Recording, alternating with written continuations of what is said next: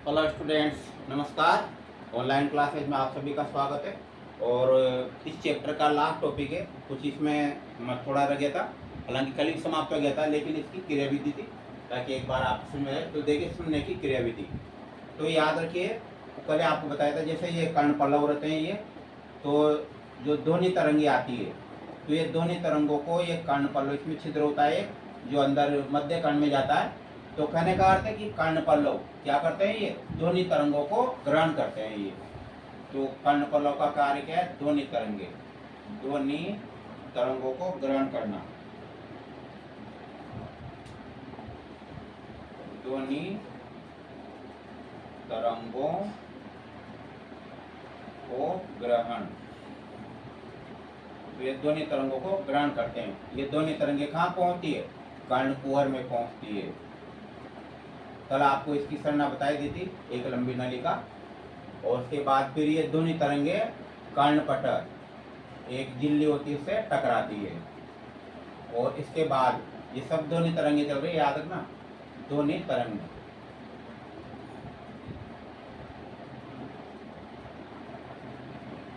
यहाँ भी ध्वनि तरंगे, तो ध्वनि तरंगे कर्णपटल से टकराती है। इसके बाद ये जाती है तीन कर्णस्थ्यां। आपने स्टडी की होगी, मैंने पहले बताया था मिस, यानी ये क्रम जो लिखा ना, मिस एक क्रम ही है। पहले पहले मेलियस, फिर इनकस, फिर स्टेपिज। तो पहले कहाँ जाएगी ये? मेलियस में जाती है ध्वनि तरंगे, मेलियस से फिर इनकस में, इनकस से फिर स्टेपिज में। इसके बाद अंतःकर्ण है, वहाँ पर एक झिल्ली मंडी रहती है उस पर, तो ये फेनेस्ट्रा ओवेलिस। तो ये ध्वनि तरंगे कहाँ पहुँचती है? फेनेस्ट्रा ओवेलिस तक पहुँचती है। इसके बाद ध्वनि तरंगे कहाँ जाती है? कोक्लिया में जाती है। तो यहाँ पर ध्वनि तरंगे थी, याद रखना है, ध्वनि तरंगे तो कोक्लिया तक पहुँचती है। तो कोक्लिया में फिर जो है, कोक्लिया में पहुँचने के बाद ये स्पंदन के रूप में, यानी कुछ हलचल होती है अंदर, छोटे छोटे स्पंदन उत्पन्न होते हैं। तो स्पंदन के रूप में कहाँ पहुँचते हैं? यानी कोटि का जो अंग होता है ना, ये स्पंदनों को ग्रहण कर ले, यानी ध्वनि तरंगों को पकड़ लेता है, स्पंदनों को ग्रहण कर लेता है। और फिर जो कोटि का अंग है, वह तंत्रिका जो आवेग है ना, कोटि का जो अंग है, वहां से तंत्रिका आवेग बनते हैं। तो तंत्रिका आवेग किसमें पहुंचते हैं? कोक्लियर नलिका में पहुंचते हैं। और कोक्लियर नलिका, कोक्लियर सॉरी कोटि का अंग जो है तंत्रिका आवेगों को कहाँ पहुंचता है? कोक्लियर तंत्रिका में पहुंचा देता है। और कोक्लियर जो तंत्रिका आवेग है ना, उसको कहाँ पर? मस्तिष्क में पहुंचा देती है। इस प्रकार से हमें सुनाई देता है और संतुलन की क्रिया होती है। अब इसमें सुनने की क्रिया में दो प्रकार का मतलब संतुलन होता है। एक तो गतिक संतुलन और एक होता है स्थैतिक संतुलन। इसमें देखते हैं पहले हम स्थैतिक संतुलन। याद रखना,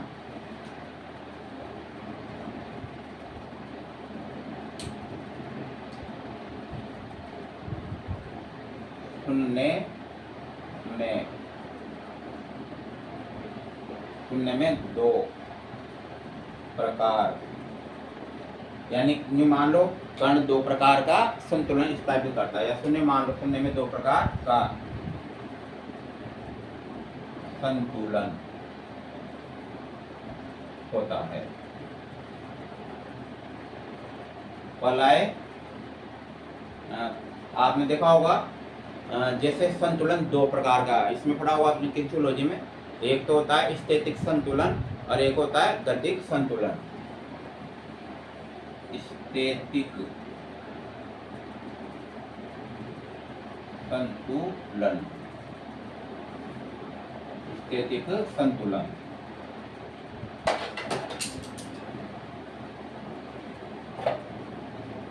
तो देखिए, स्थैतिक संतुलन में क्या होता है? ये होता है जैसे लिफ्ट में चढ़ने, उतरने, रेल बस में बैठने या खड़े होने पर जो धक्के लगते हैं, तो उस समय क्या होता है? स्थैतिक संतुलन उत्पन्न होता है। स्थिति का मतलब स्थिर अवस्था में खड़े रहते हैं हम, यानी शरीर में कोई गति नहीं होती है, स्थिर है।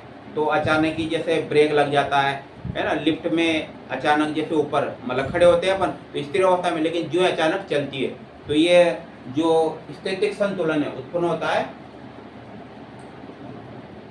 लिफ्ट में चढ़ने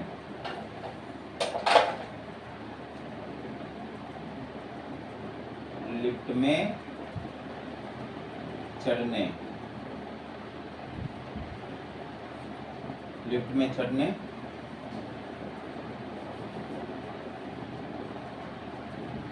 बस में चढ़ने, उतरने, खड़े होने, खड़े होने। तो देखिए लिफ्ट में चढ़ने, बस में चढ़ने, उतरने, उतरते समय, है ना।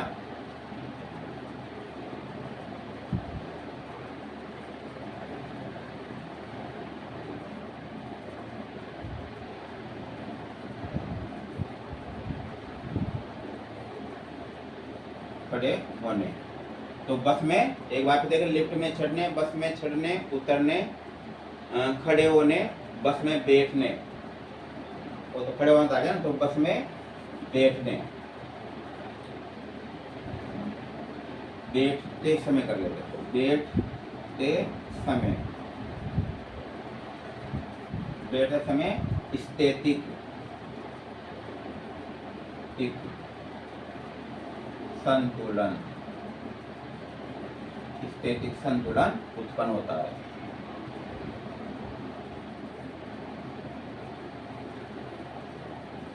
उत्पन्न होता है। तो याद रखना, लिफ्ट में चढ़ने, बस में चढ़ने, उतरने, खड़े होने, बस में बैठते समय स्थितिक संतुलन उत्पन्न होता है, और ये धक्कों के रूप में भी हो सकता है।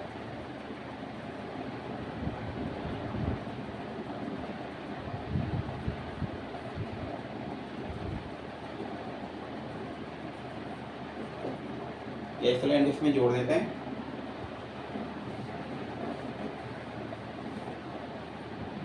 बस में बैठते समय धक्कों के समय,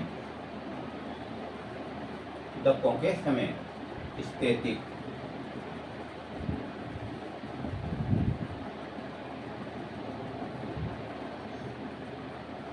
संतुलन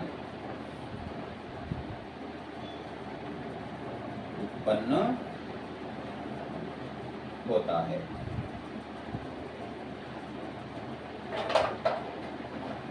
तो इस प्रकार से याद रखना। और ये जो संतुलन का कार्य, इस टाइप के स्थितिक संतुलन का कार्य ये करते हैं यूट्रिकुलस ऊट।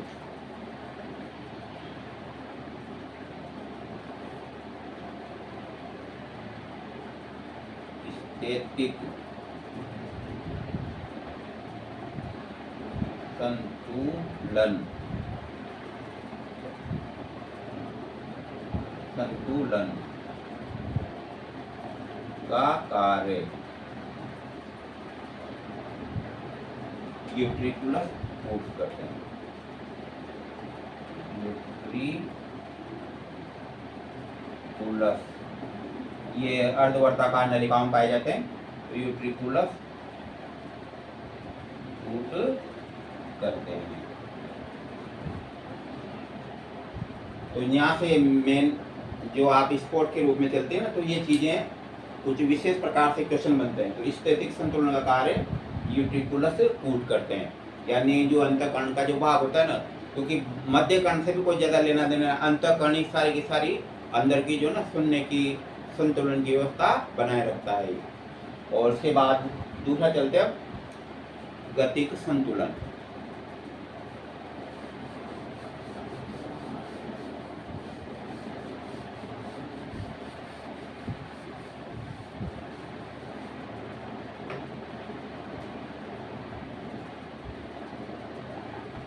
गतिक संतुलन। तो देखिए गतिक संतुलन कब उत्पन्न होता है। तो ये जैसे दौड़ने, नृत्य करते समय, पेड़ पर चढ़ते समय, या कलाबाजी करते समय, या जो जिस समय आपने देखा हो जैसे झूले में बैठते हैं, और झूला जब जैसे नीचे से ऊपर की तरफ जाता है, उतरने में कुछ जा नहीं, जब नीचे से ऊपर की तरफ जाता है तो आपने देखो इस टाइप से लगता है जैसे हार्ट अटैक हो जाएगा, मतलब हार्ट पर सीधी पड़ती है। लेकिन उस समय अगर दोनों जो उंगलियां ना अगर कानों में लगा ली जाए न्यू न्यू ऐसे, तो फिर इस टाइप की जो है ना संवेदना उत्पन्न नहीं होगी। तो जिस समय झूला नीचे मतलब जैसे नीचे से ऊपर चढ़ता है उस समय ज़्यादा होती है, ऊपर से नीचे उतरता है तो उस समय कम होती है। तो ये कलाबाजी के रूप में आ गया है। तो कलाबाजी के समय क्या होता है, गतिक संतुलन उत्पन्न होता है। तो इसमें याद रखना यह दौड़ने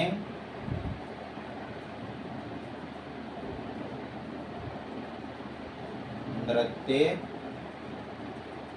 करने, यह दौड़ने नृत्य करने पेड़ पर चढ़ने,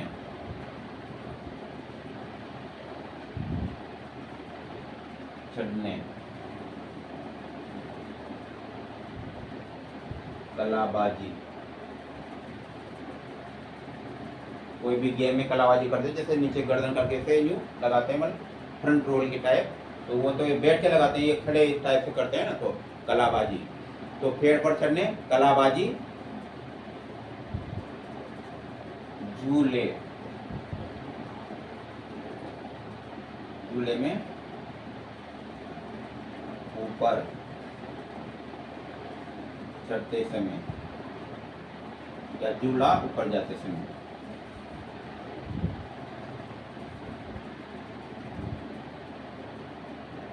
झूले में बैठने पर ऊपर जाते समय व नीचे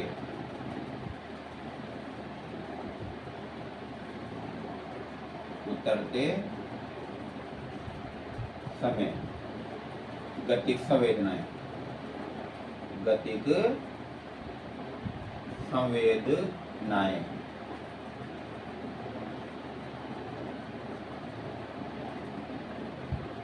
उत्पन्न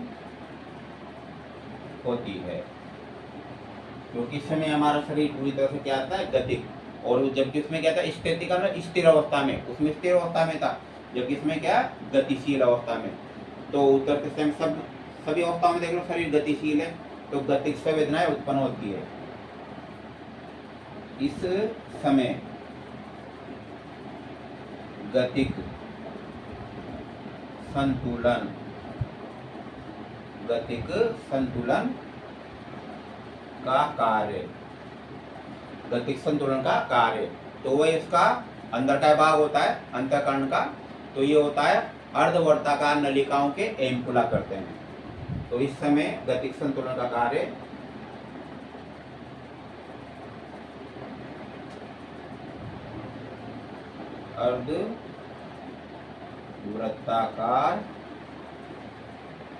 अर्धवर्ताकार नलिकाओं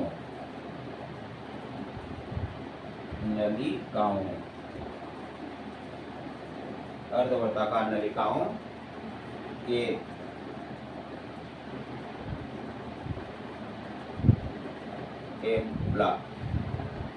एम्पुला करते हैं। एम्पुला फूले हुए भाग,